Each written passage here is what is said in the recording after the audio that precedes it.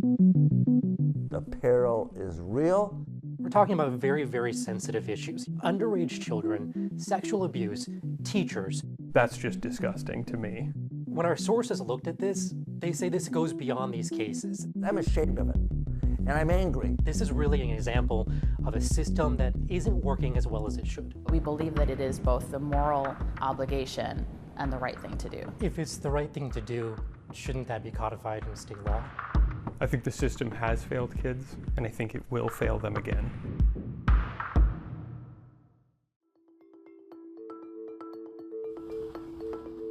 We started looking into this because there was an arrest of a teacher involving sexual allegations with one of their students. Brandon Bunny was a math teacher at the Mung College Prep Academy. And while those accusations and those charges surfaced relatively recently, the school started keeping track of his behavior back in 2022. And then they eventually went to the police and they reported it to the police. There are no criminal charges that arise at that moment. However, there are documented concerns about boundaries. Students were noticing it, teachers were noticing it. So the school was so concerned at that point about boundary issues that they made it clear to Bunny. They warned him that if that behavior didn't change, that they were going to terminate him. But that's not quite what his personnel file shows. The personnel file shows us that they call this a rescinding of contract. There are so many loopholes that they just get around. Jeff Anderson is a high-profile attorney. He's handled some of the biggest abuse cases in recent memory, including the Catholic Church and the Boy Scouts. Now he's turning his focus to these issues involving teachers and students. Until they're held accountable for the mistakes they made in the past, all the kids in Minnesota are at risk. What really stood out to us was this use of the phrase rescinding the contract. And that's important because there are some legal consequences if you actually fire a teacher. That triggers an automatic and mandatory requirement that schools report this, but we can confirm through the school that they didn't report this to the state teaching board. It really doesn't make any sense to me. It makes absolutely zero sense to me that a school would try and brush something like that under the rug. While Jacob isn't involved directly in these cases, he does understand what it's like to be a victim. He was abused by his middle school theater teacher when he was just 14 or 15 years old. Like, you're aware of this. It's your responsibility to say something. Absolutely, 100%. If there was an investigation involving a teacher and there's misconduct, and that teacher is either fired, they resign, they're suspended or put on leave, something like that will require those schools to report it to the teaching board.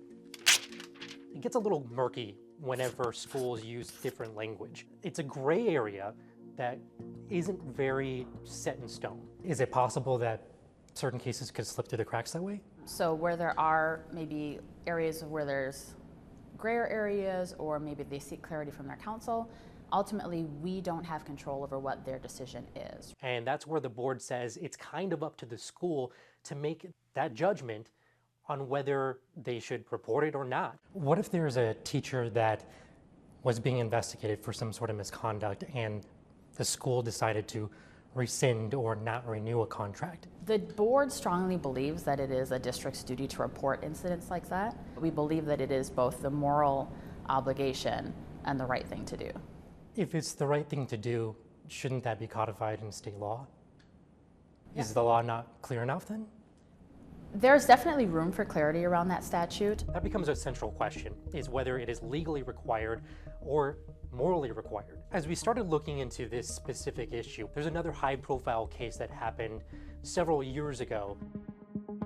Aaron Hermstead was a former teacher and basketball coach, initially at Excel Academy. He was accused of having inappropriate contact with a student during sleepovers in his bed.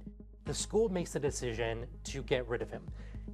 They decide to not renew his contract for the following school year, but they don't technically fire him. That means just pass them on, keep it quiet, avoid having to report to the board. So court records show us that in Hermstad's case, they eventually got rid of him, but there's no mention in the court records that the school ever reported it to the state teaching board. If something isn't reported to us, unfortunately, we find out the way any other member of the public does, and that is, I think, the flaw and why we expect people to abide by the statutory requirements. It seems like an honor system. And I mean, but that is the law in general. That's the law in general, right? Right. I mean, we Right, put but things there- in but- law, but people there's- choose if they abide. So that's kind of a, but there's like a remedy if it's following the law. Like there's accountability if you're not following the law. If it's not as clear, it doesn't seem like there is accountability. that's fair. When Hermstad is forced out of Excel Academy, he eventually has his teaching license renewed in that time frame and applies for another job in a different school.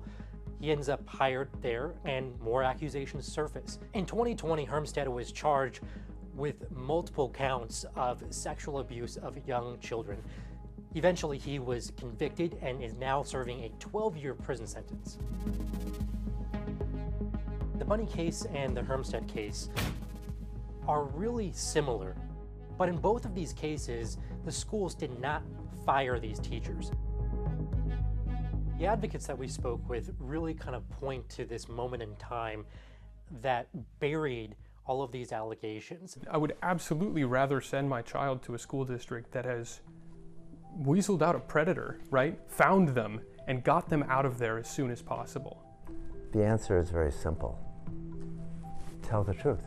I would respect the hell out of a school for doing that rather than saying like, he wasn't here. Or, you know, what he did, like, we're not gonna fire him. We're just gonna let him quietly leave. Like, yuck. That's just, there's no integrity in that.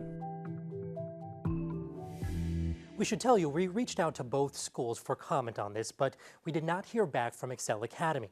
As for the Bunny case, school leadership at Mung College Prep Academy would not agree to an interview, but they did give us a statement. It says, quote, "In this case, none of the crimes that are alleged happened while the former teacher was employed by HCPA.